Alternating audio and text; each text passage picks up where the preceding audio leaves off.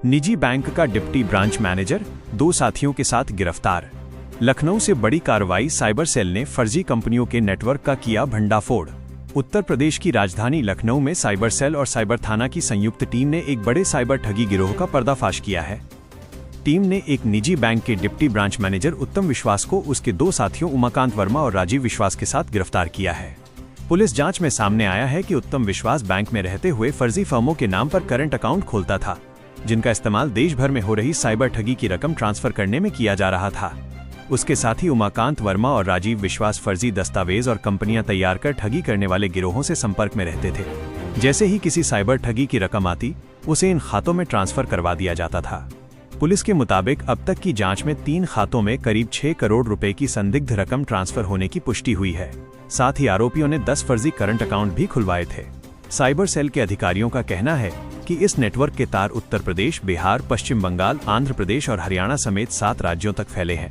फिलहाल जांच टीम ये पता लगा रही है कि इन खातों से रकम आगे किन लोगों तक पहुंचाई जाती थी। बताया जा रहा है कि इस गिरोह की मदद से अब तक 40 से अधिक साइबर ठगी के मामलों की रकम विभिन्न खातों में ट्रांसफर की जा चुकी है। पुलिस ने आरोपियों के कब्जे से कई बैंक दस्तावेज, पासबुक और डिजिटल उपकरण भी बरामद किए हैं। कुर्सी रोड पे और इंडसइंड बैंक में ये डिप्टी ब्रांच मैनेजर के पद पे कार्यरत है। दूसरा राजीव विश्वास है, तीसरा उमाकांत।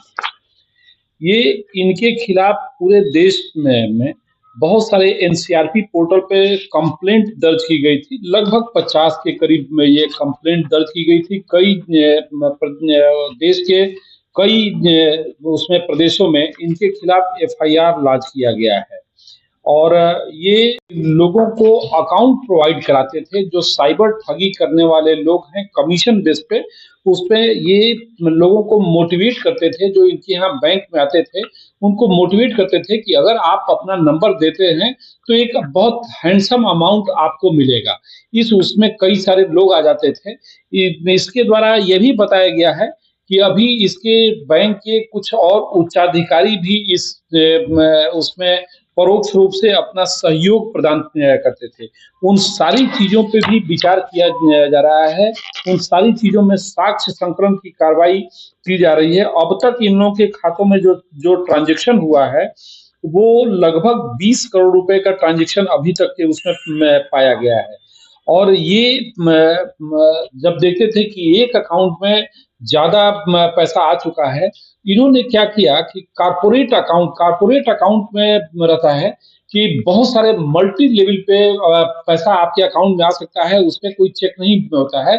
तो इन्होंने कारपोरेट अकाउंट में खुलवाना शुरू किया, फर्म में बना करके कारपोरेट अकाउंट खुलवाया और उस जिससे कि शक न हो सके। अब इसमें जो दूसरा एक उमाकांत है, अभी इसने एक जमीन खरीदी अपनी पत्नी के नाम पे, ज्वेलरी में खरीदी, आदि काम किया गया है। और इसमें जहां जहां से पूरे देश से जो शिकायतें आई हैं, जहां जहां एफआईआर लॉन्च हुआ है, उनको अवगत करा दिया गया है। वहां से भी टीमों से लगातार संपर्क हो रहा है और उनको भी सारी सूचनाएं शेयर की जा रही हैं। इसमें हमारी टेक्निकल टीम भी लगी हुई है कि जितना भी ट्रांजैक्शन हुआ है अब तक, उन सारी चीजों का डिटेल निकाला जा रहा है। कहाँ ये अमाउंट किन किन देशों में जाता था, किन किन प्रदेशों में जाता था, किनके बीच में जा रहा था ये पैसा, ये सारी चीजों का निकाला जा रहा है। साथ ही ये इसमें ज्यादातर हिस्सा वो है जो साइबर फ्रॉड करने के बाद से जो वो लोग हमेशा सेफ अकाउंट चाहते हैं जिससे कि पैसा का ट्रांजैक्शन हो वो तत्काल उसको निकाल सके। तो ये विभिन्न साइबर फ्रॉड के उसमें जा रहा था ये पैसा।